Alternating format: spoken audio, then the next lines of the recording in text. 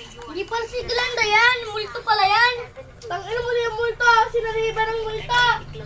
Yan guys, sutulat kami. Kasi pa si case ko ay ito. Nahihirap mo na ako. Hello! Kailangan natin, ilalagay natin dito. Ay. Ito naman yung kakoloran ko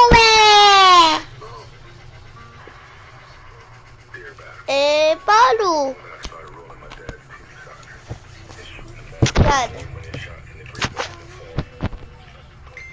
Wala akong patungan.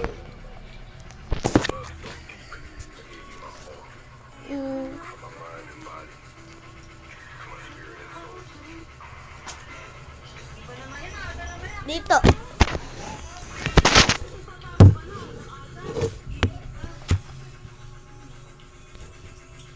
Paano kaya? Guys, babayatan lang. Bye-bye.